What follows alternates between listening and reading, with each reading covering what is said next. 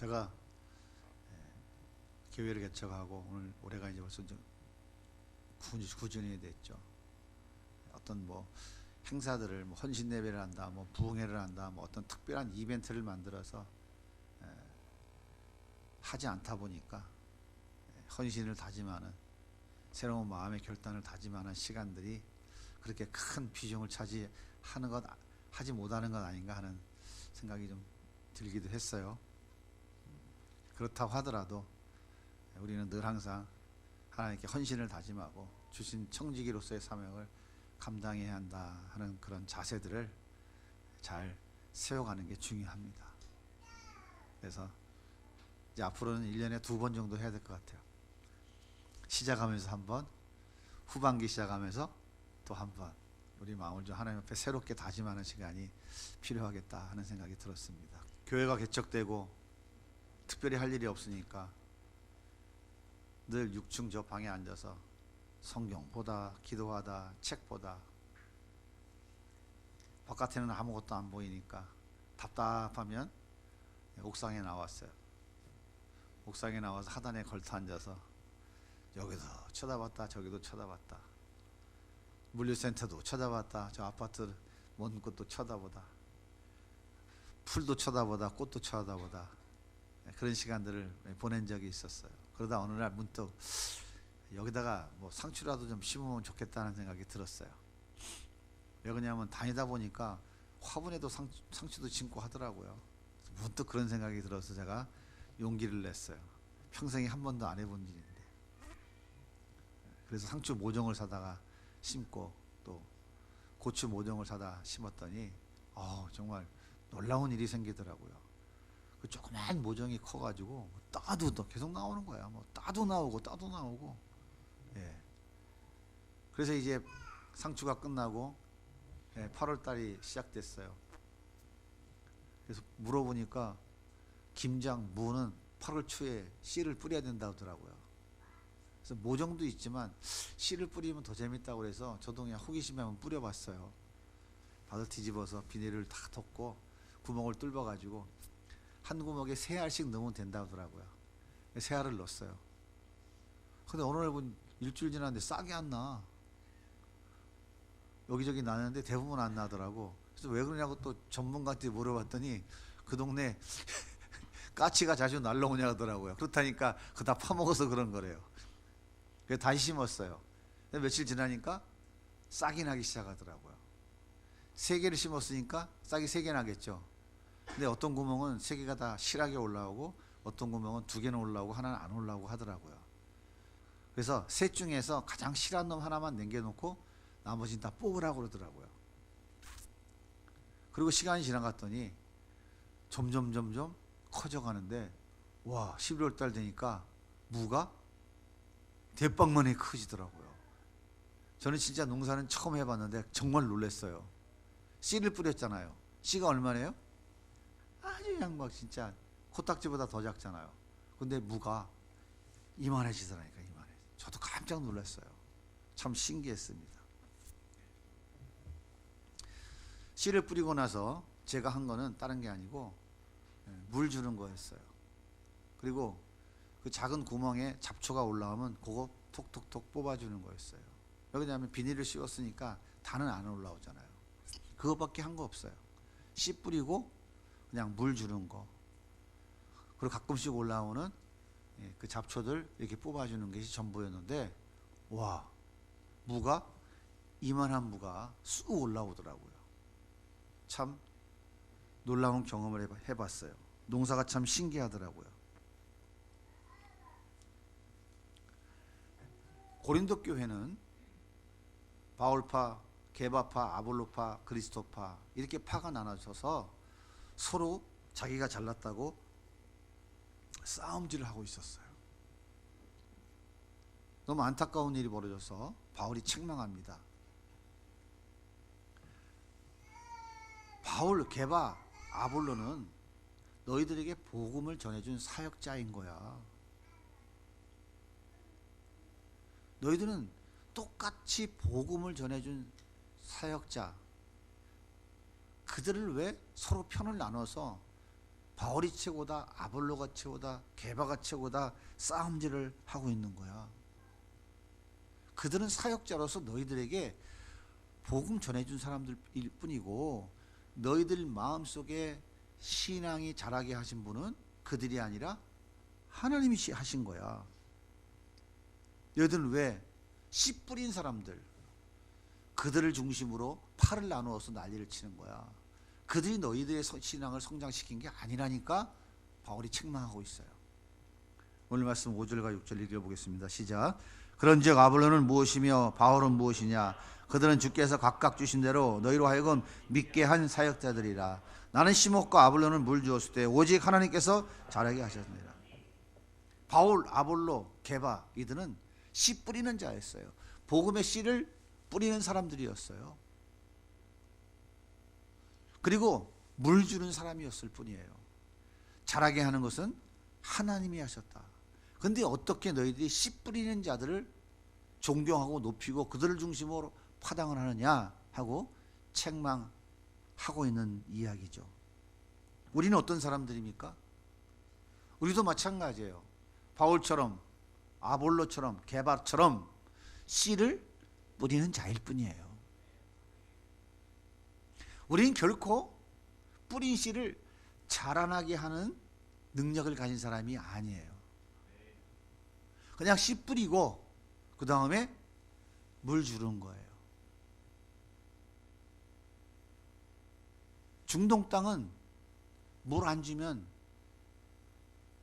씨가 자라날 수가 없죠. 그러니까 씨를 뿌리고 물 주는 것은 너무 중요한 일인 거예요. 하지만 뿌리가 내리고 줄기가 올라오고 쑥 자라서 열매를 맺히게 하는 것은 누가 하는 거라고요? 하나님이 하시는 거다 하는 얘기예요. 우리도 바울처럼, 게바처럼, 아볼로처럼 씨 뿌리는 사역자라고 하는 사실이에요. 우리는 결코 자라게 하는 사람은 아니다라는 것을 꼭 명심하셔야 됩니다. 왜 우리가 하나님의 일을 하다 실망하고 넘어질까요? 내 몫이 아닌 하나님의 몫을 내 몫인 것처럼 착각할 때 넘어지는 거예요. 쓰러지는 거예요. 좌절하고 절망하게 되는 거예요. 하나님은 내가 뿌린 씨앗을 자라게 하시는 분이고 나는 그냥 씨앗을 뿌리는 사람일 뿐이다 라고 하는 것을 명심해야 돼요. 우리는 씨 뿌리는 자입니다. 그럼 우리가 어떤 자세로 씨를 뿌려야 될까요? 시편 126편 5절 말씀 같이 읽어보겠습니다. 시작. 눈물을 흘리며 씨를 뿌리는 자는 기쁨으로 거두리로다. 울며 씨를 뿌리러 나가는 자는 반드시 기쁨으로 그 곡신단을 가지고 돌아오리라. 시편 126편은 이스라엘 백성들이 바벨론 포로로 잡혀가서 그들이 돌아올 때의 이야기를 하는 거예요. 언제 우리가 돌아갈 수 있을까? 언제 우리가 고향 땅으로 갈 수 있을까? 이 포로의 삶이 언제 끝날 수 있을까? 그때에 눈물을 흘리며 씨를 뿌리면 반드시 우리는 단을 거둘 때가 있다. 우리는 끝까지 인내하면서 하나님께서 그렇게 하실 것을 기대하고 오늘도 우리는 그 말씀을 가지고 견뎌내고 살아내고 말씀을 나누고 말씀을 가르치고 우리의 자손들을 이끌어 그날 돌아갈 것을 기대하면서 우리는 여전히 씨를 뿌려야 된다. 그날은 우리에게 온다. 이런 배경에서 시편 기자가 기록한 얘기예요. 자, 한번 생각해 보세요. 겨울이 지나고 봄이 왔어요. 씨를 뿌려야 되겠죠? 씨 뿌릴 때는 가을의 풍성한 수확을 기대하면서 기쁨으로 씨를 뿌려야 되나요? 울면서 씨를 뿌려야 되나요? 농사를 안 잡아서 모르세요? 국민 여러분, 점심 먹고 졸리시나요? 봄철에 씨를 뿌릴 때 농부가 기대와 소망 가지고 씨를 뿌리는 게 당연하잖아요. 보릿고개 시대에 먹을 게 없어도 봄에 파종하기 위해서 뭘 남겨놔요? 씨앗을 남겨놓죠. 씨앗을 남겨놓는다고요. 시골에 가면 옛날에 보니까 대청마루에 뭐가 달려 있었어요? 대롱대롱 옥수수 쭉 달아놨어요. 배고픈 고리고개 시대에 끄집어내서 삶아 먹으면 좋잖아요. 근데 안 삶아 먹고 견뎌요. 왜 그럴까요? 봄 되면 파종을 해야 되니까, 씨를 뿌려야 되니까. 그러면 겨울을, 그 모든 겨울을 견디고 봄이 와서 이제 이 씨 뿌리면 시간이 지나서 가을 되면 큰 수확을 거둘 것이다. 그런 기대감을 가지고 기쁨으로 감사하며 웃으면서 씨를 뿌려야 되잖아요. 근데 왜 눈물을 흘리면서 씨를 뿌려요? 예? 어째서 눈물을 흘리면서 씨를 뿌리는 것일까요? 이스라엘은 1년에 비가 2번 와요. 봄철에 씨 뿌릴 때에 이른 비가 내리는데 그때 오는 비는 좀 많이 내리는 비예요. 가을철 늦은 비가 내리는데 그때는 수확철이기 때문에 비가 많이 오지 않습니다. 지금 씨를 뿌리는데 이 농부는 비가 오지 않는 거예요. 비가 이미 내려서 땅 속에 수분을 많이 머금고 있어요. 머금고 있어야 씨를 뿌리면 뿌리가 내리고 싹이 자랄 텐데 비가 안 오는 거예요. 하늘을 봐도 앞으로 비가 올 기미가 보이지 않는 거예요. 이 농부가 씨를 뿌리면서 얼마나 마음이 힘들겠어요. 이 씨를 뿌리면 틀림없이 땅에서 뿌리가 안 내릴 텐데, 이 씨를 뿌리면 다 말라 비틀어질 텐데 왜 비가 안 오는 거지? 아, 비가 내리라도 올라나? 올 기미가 안 보이는데? 그러면 가을에 수확을 거둘 수가 없잖아. 자, 이런 상황 속에서 이 농부가 씨를 뿌릴 때 기쁨으로 씨를 뿌리겠어요? 울면서 안타까움으로 씨를 뿌리겠어요? 생각해 보세요. 눈물 안 나겠어요? 얼마나 마음이 힘들고 어렵겠어요. 하지만 그럼에도 불구하고 농부는 씨를 뿌려야 됩니까? 뿌리지 말아야 됩니까? 그럼에도 불구하고 농부는 씨를 뿌려야 되는 거예요. 왜요? 아예 뿌리지 않으면 그나마도 수확을 할 것은 전혀 기대할 수 없기 때문에 그런 거예요. 씨를 뿌리는 것은 비가 오든지 비가 오지 않든지, 비가 올 가능성이 있든지 가능성이 없든지 그것과는 상관없이 씨를 뿌리는 것은 누구의 몫이에요? 농부의 몫이라고요.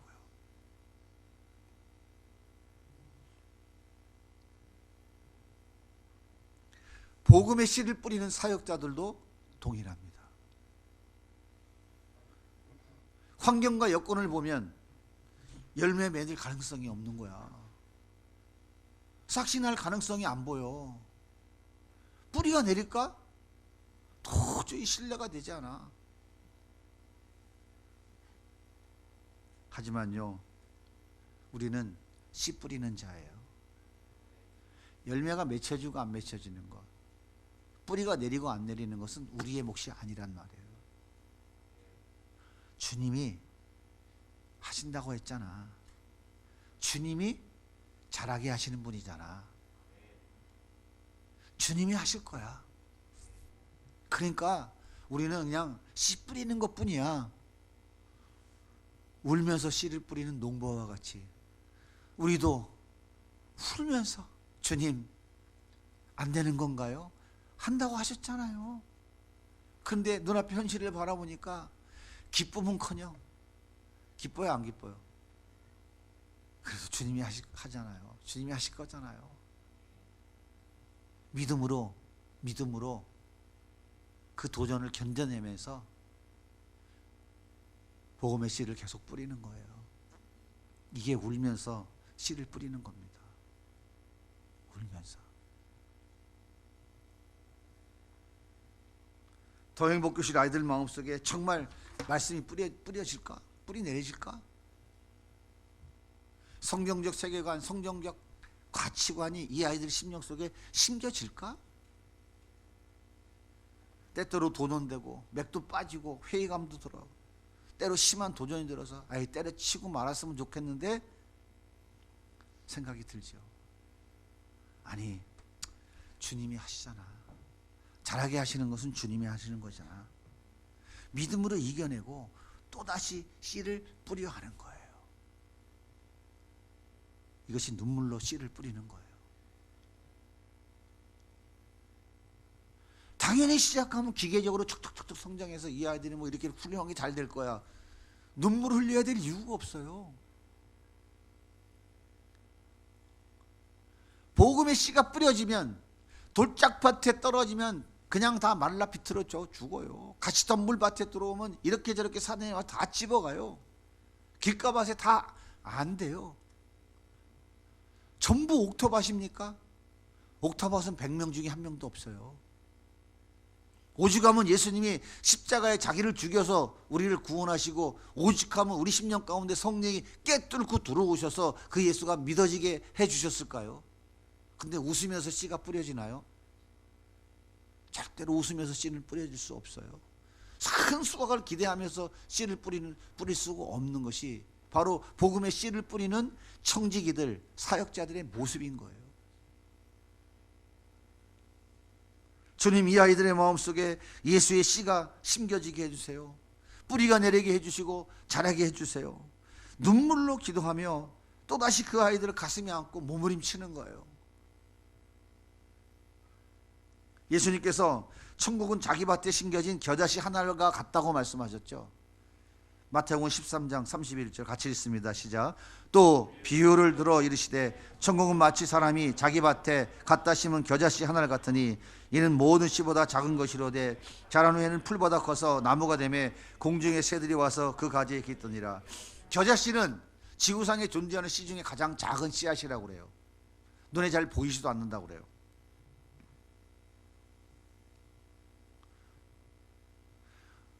우리가 눈물로 뿌린 씨앗과 같은 것이 바로 뭐냐면 겨자씨인 거예요.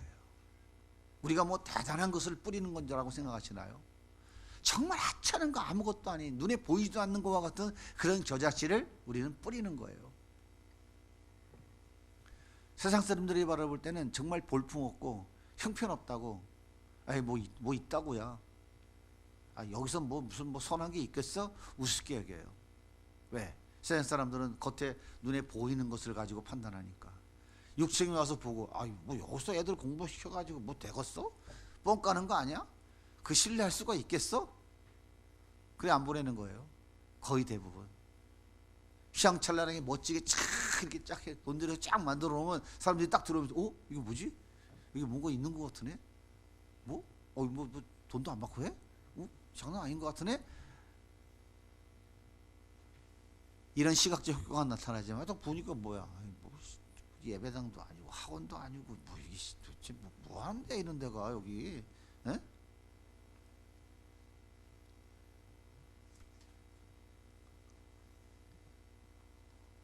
정말 볼품없죠. 그렇지만요,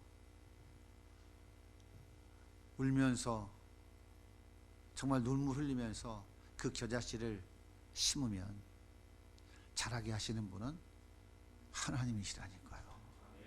우리 눈에 보이진 않지만 그 작은 겨자씨가 땅속에 뿌리를 내리기 시작해요. 겨자씨는 큰 새들이 와서 깃드는 큰 나무로 자라나게 돼요. 그러려면 이 겨자씨 씨앗이 발화를 하게 되면 뿌리가 점점 깊어질까요? 그냥 그대로 있을까요? 점점 깊어져요. 우리는 안 보여서 몰라요.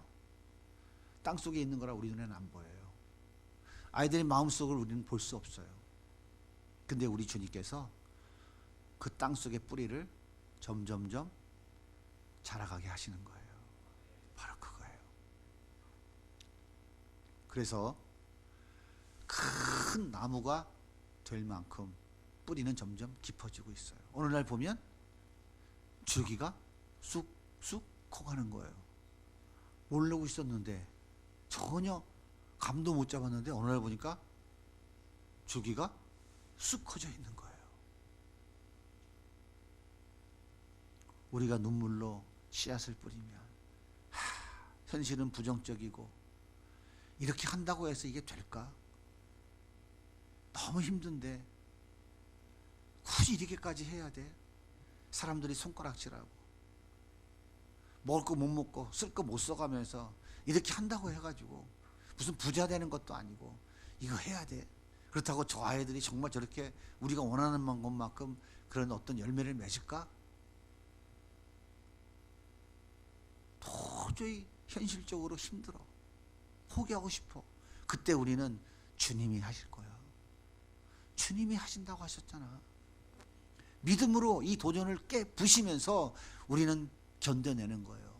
그러니까 우리 눈에 눈물이 흐르지 않을 수가 없는 거예요. 눈물이 흐를 수밖에 없는 거예요.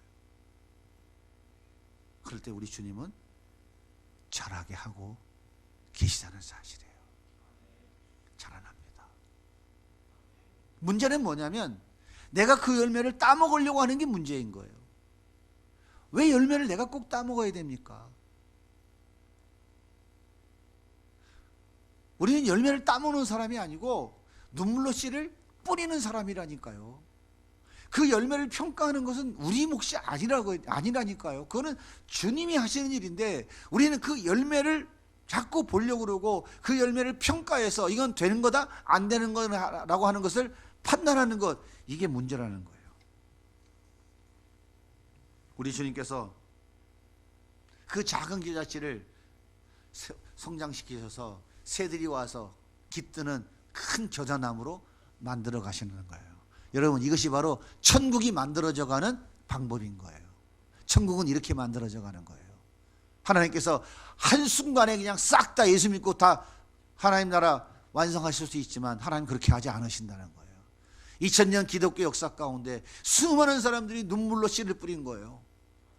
순교의 제물되어 가며 카타콤의 그 기가 막힌 고난 속에서, 불구덩이 속에서, 사자굴 속에서 그들은 눈물로 씨를 뿌리는 거예요. 그들의 눈물은 순교의 피눈물이죠. 2000년 세월이 흘러서 지구상의 3분의 1 이상이 하나님을 섬기는 자들로 변화된 거죠. 얼마나 큰 열매입니까?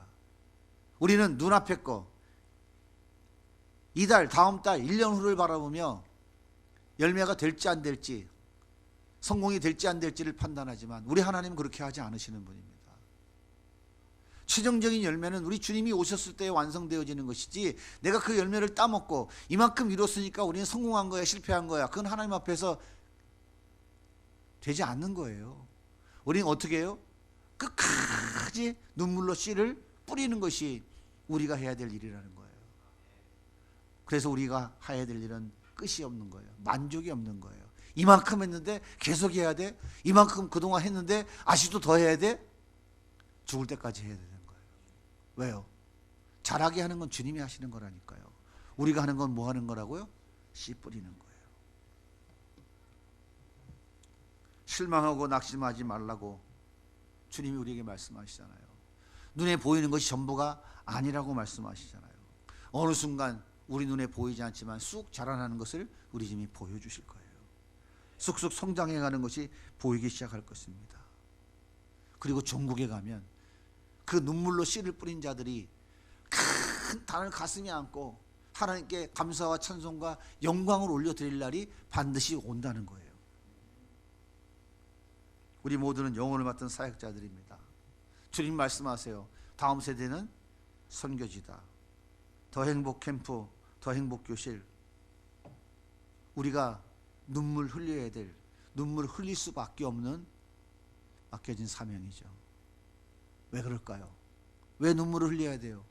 더 행복 캠프, 더 행복 교실을 하는데 왜 우리가 눈물 흘리며 씨를 뿌려야 됩니까? 왜 눈물을 흘려야 돼요? 비가 안 오잖아요. 지금 비가 많이 왔습니까? 저수지에 물 많이 있어요? 교회 통장이 없다니까. 연말에 결산하니까 13만 원밖에 없다니까. 눈물로 씨를 뿌려야 되는 거예요? 눈물 안 흘려도 돼요? 에? 눈물이 안 나요 그래도? 에? 무슨 얘기인지 못 알아들었어요? 사람이 있어요? 캠프에 다니는 사람이 있어요? 능력이 있어요? 없잖아요. 비가 안 왔다니까. 비 올 가능성도 우리는 모른다니까. 그런데 우리는 씨를 뿌려야 되잖아. 눈물이 나야 돼요? 안 나야 돼요? 여러분 눈물이 납니까 가슴에? 눈물이 나는 사람들은 무릎을 안 꿇을 수가 없어요. 주님, 앞을 바라보니 답답하네요. 가진 것도 없고 능력도 없고 사람도 없고, 그런데 주님은 이 일 하자고 하시는데, 씨 뿌리라고 그러는데, 주님, 우리는 너무너무 힘들고 어렵네요. 안 힘들어요? 여러분, 믿음이 좋아서 괜찮습니까? 그래서 우리는 눈물을 흘리는 거예요. 그러면서 씨를 뿌리는 거예요. 주님이 하신다고 했으니까, 올 여름 사역도 주님께서 하기를 허락하셨으니 주님이 하실 줄로 믿습니다. 잘하게 하시는 건 주님이 하시니까 주님이 하실 줄 믿습니다. 우리는 그저 눈물로 씨를 뿌립니다. 씨 뿌릴 수 있도록, 감당할 수 있도록 우리에게 믿음을 주세요. 주님 도와주세요. 그래서 우리는 무릎을 꿇지 않을 수가 없는 거예요. 이게 바로 청지기의 삶의 모습인 거예요. 바로 사역자의 삶의 모습인 거라고요.